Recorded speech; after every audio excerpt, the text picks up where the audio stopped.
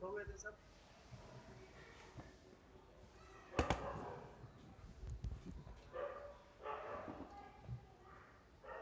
Input हो गए थे ना सर,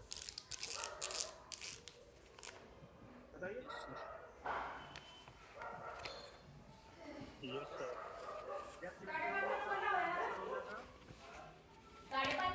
ठीक है, ये स्विचिंग इनपुट आ जाएगा ना, स्विचिंग इनपुट आएगा। डेप्थ सिलेक्टर और ट्रांजिस्टर तो हुए थे,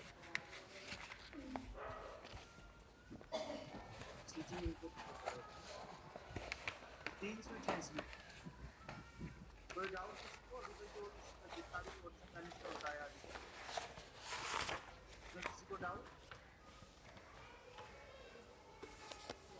ठीक है, स्विचिंग इनपुट के बारे में बताते हैं।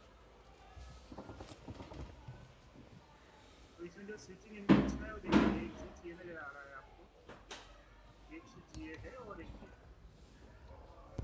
पहले एक स्विच की बात करते हैं। ये टॉगल स्विच है, दोनों के दोनों क्या है? ये टॉगल स्विच। टॉगल स्विच इनसे कहाँ लगे हुए पहले इनको दिखा देते हैं। एक इनका एड्रेस देख लिया, देखिए 2B41 2B42। ठीक है, तो कौन से पैनल में लगे होंगे ये? इससे आपको क्या पता लगा? इस एड्रेस से कौन से पैनल में लगे होंगे ये? Second panel. नहीं, नंबर बताइए, पैनल दो number. Number. Second panel. Panel number B2 में लगे होंगे, है ना? 2 B से पहले क्या लगा हुआ है, लिखा हुआ है 2। Excuse me sir. हाँ बताओ। सर प्लीज रिकॉर्ड इट ना सर। रिकॉर्डिंग नहीं किया। Inputs, power supply, then inputs. First we have discussed the theoretical input, the input from the depth selector, and the input from the transducer. Now come to the switching inputs. So switching input, there are 2 switches you can see here. Total 3, there are 3 switches are there. 2B41, 2B42. आवाज आ रही है ना? Clear है? आवाज मेरी कम तो नहीं है? यस सर, ठीक है सर। हाँ, 2B41, क्लियर है 2B42, सर। 2B43। तो ये दोनों तो टॉगल स्विच हैं, ठीक है ना? और ये स्विच है, नॉर्मल स्विच है।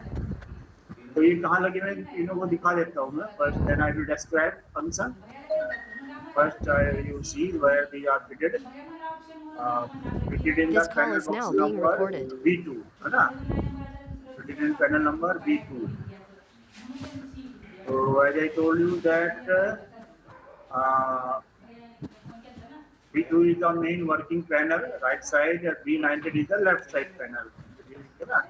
It's the panel right side, main working panel of CSM.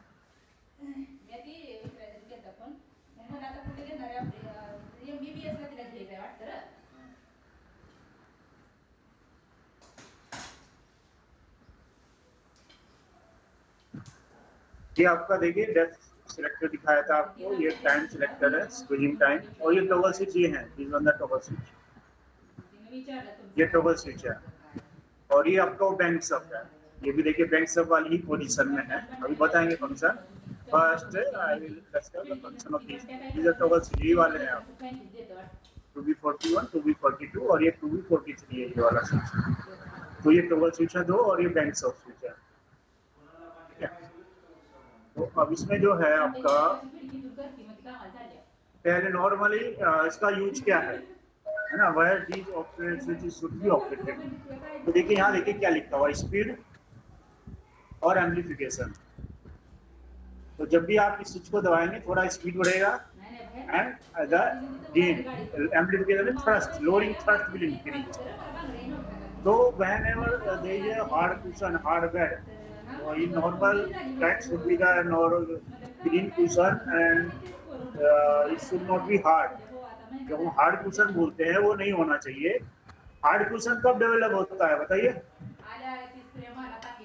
When the hard cushion develop, पता लगा अभी तक आपको? कुछ नहीं, क्रैक पढ़ लिया आपने?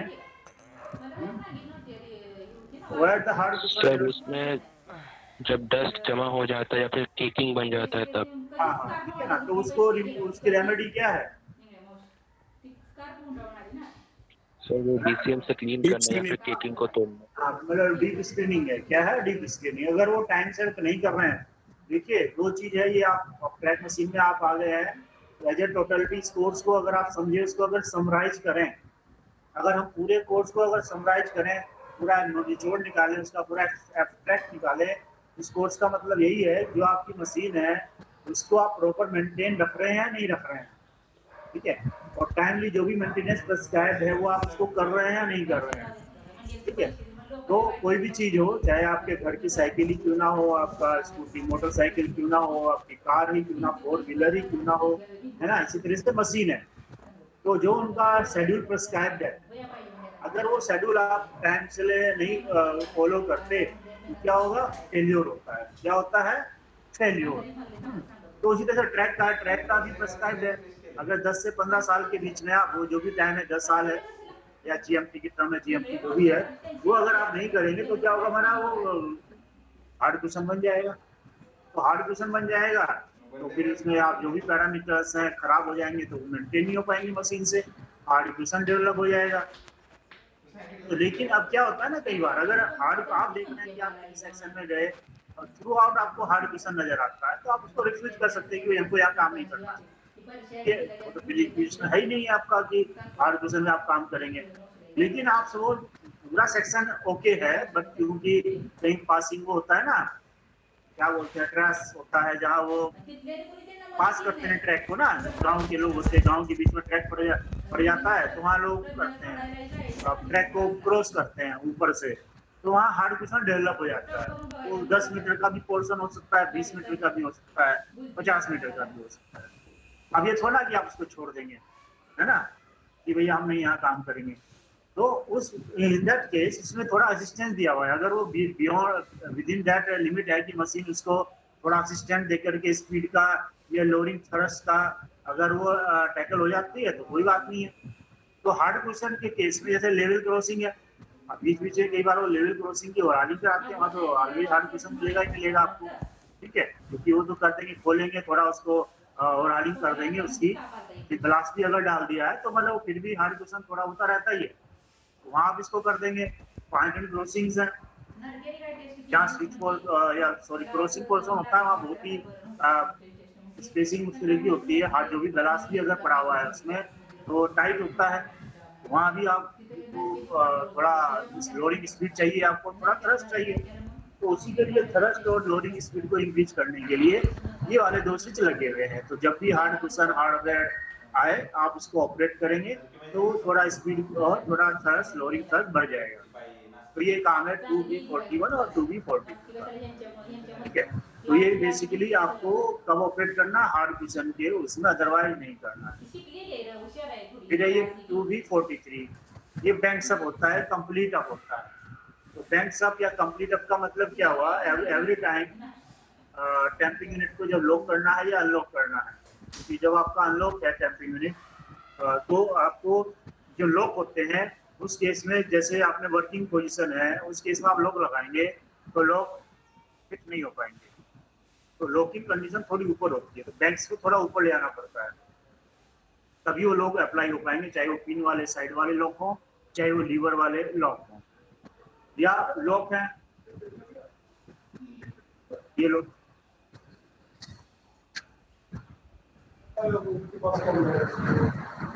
बुलाएंगे तब।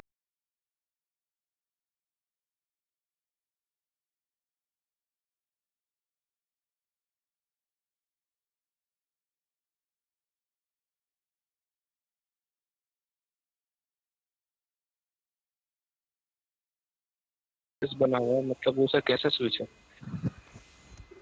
हाँ सर ये टॉगल स्विच है, ये दिखाई दो अभी आपको स्विच, टॉगल स्विच है, ये स्प्रिंग को दिखा रहा है, इसके अंदर स्प्रिंग होता है ना, ये टॉगल होता है, स्प्रिंग कुछ होता है, ठीक है, ये टॉगल स्विच है, दिखाई ना अभी आपको, देखे नहीं अभी आपने? हाँ हाँ सर देखा जी। टॉगल स्विच लिख लीजिए, ये बात खत्म होगी, ठीक है सर।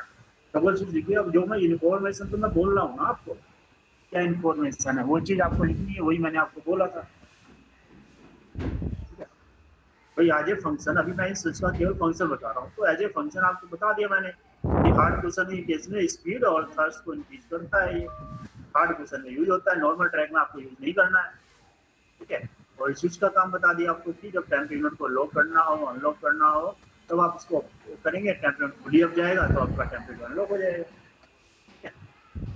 तो ये इनपुट हो गया। अब आते हैं आउटपुट में। तो आउटपुट में क्या क्या होंगे? आउटपुट में क्या क्या कंपोनेंट होते हैं?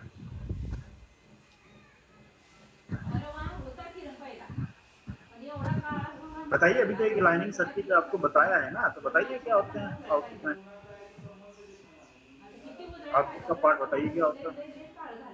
प्रोपोर्शनल वाल। तो चूंकि ये डैम्पिंग यूनिट है, प्रोपोर्शनल सर्किट है, तो इसमें जो आउटपुट है वो क्या है आपका? प्रोपोर्शनल वाल। तो प्रोपोर्शनल वाल देखिए, एक आपका ये है लिफ्टिंग वाला, ये लोडिंग वाला, ठीक है, ये लिफ्टिंग वाला और ये लोडिंग वाला। तो जैसे आपको सप्लाई जब मैंने बताई थी, तो सप्लाई बताया था कि 4 dB ये सप्लाई यहाँ आ रही है और 30 जेड से ये आउट हो रहा है। तो ये रेजिस्टेंस लगे हुए हैं, ये वाला रेजिस्टेंस, ये वाला रेजिस्टेंस और ये वाला रेजिस्टेंस। तो ये वाले रेजिस्टेंस दिखाए थे आपको, ठीक है? यस सर, वो आपने दिखाया था मेटालिक रेजिस्टेंस। हाँ, मेटालिक दिखाए थे ना। तो वही ये मेटालिक रेजिस्टेंस है। तो मेटालिक रेजिस्टेंस है ये। तो ये आपके 24 वोल्ट इसके थ्रू जा रहे हैं और ग्राउंड पीसीबी के थ्रू ही मिल रहा है, ठीक है? तो ये कनेक्शन दिखाया था, एक बार और दिखा देता हूँ आपको।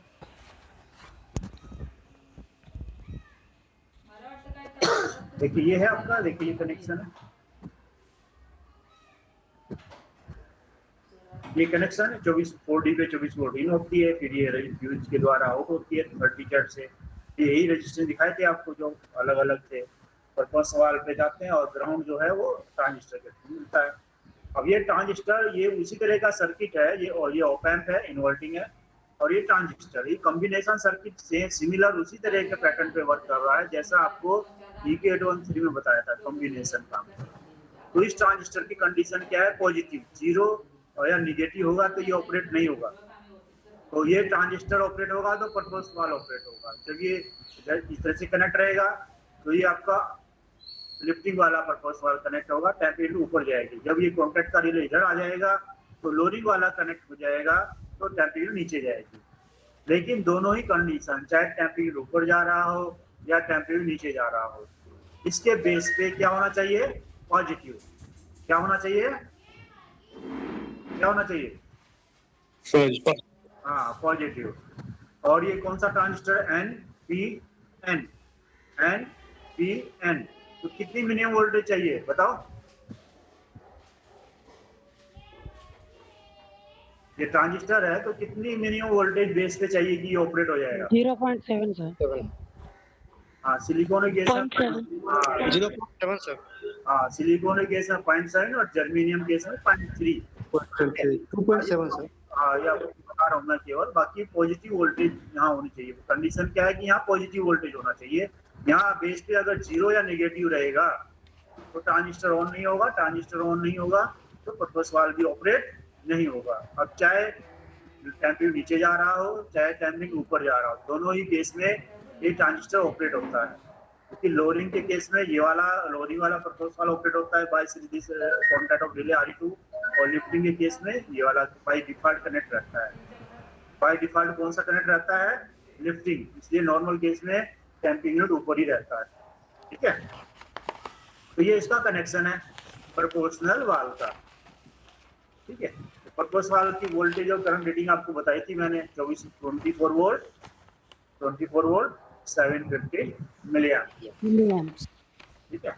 तो ये है। बाकी जब पीसीबी बताएंगे तो इसका इंटरनल सर्किट बताएंगे आपको जितना जरूरत है, ठीक है? अभी केवल आउटलाइन के रूप में इसको देख रहे हैं हम। अभी आपने पूछा, अभी जैसे हमने देखिए, अब थोड़ा यहाँ ध्यान से देखिएगा तो इसका फंक्शन आपको क्लियर हो जाएगा इस स्विच का। अभी आप देख रहे हैं कि नॉर्मल वर्किंग में 24 वोल्ट यहाँ आ रही है, पर्पस वाल्व पे 24 वोल्ट अवेलेबल है। और नॉर्मल केस में नॉर्मल वर्किंग, सेमी ऑटोमेटिक या ऑटोमेटिक वर्किंग, जो ग्राउंड है वो किसके द्वारा मिल रहा है? किसके द्वारा मिल रहा है? पीसीबी। हाँ, वेरी गुड।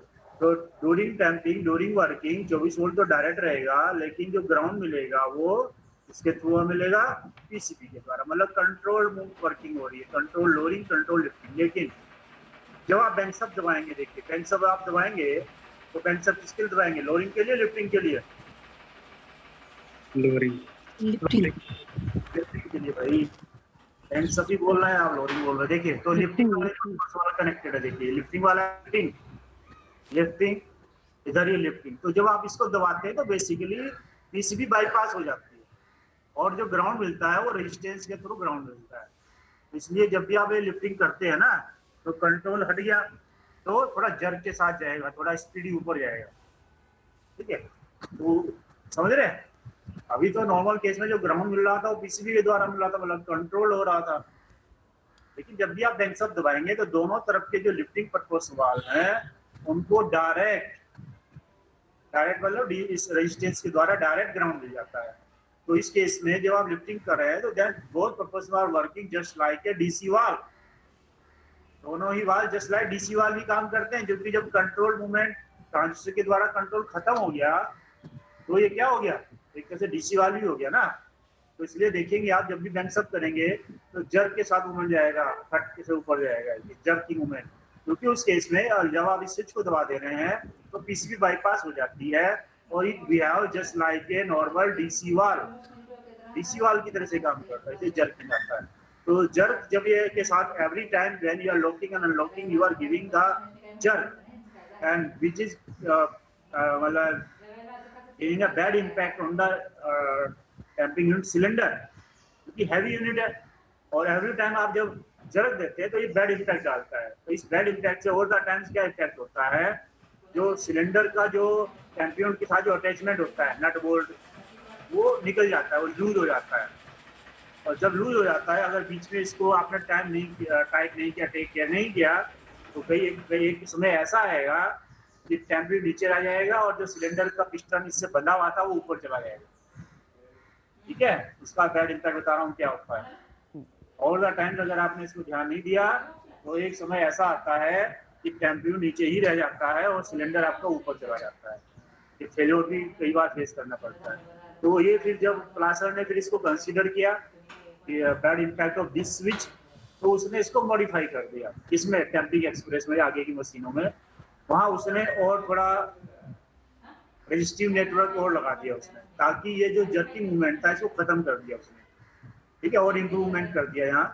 तो टेम्पिंग एक्सप्रेस का आप देखेंगे टेम्पिंग सर्किट डायग्राम, तो यहाँ तो सिंपली एक स्विच है, वहाँ थोड़ा सा और ताकि स्लोली, तो उसमें आप देखते हैं ग्रेजुअली ऊपर जाता है, स्लोली ऊपर जाता है, not by the jerk, slowly ऊपर जाता है।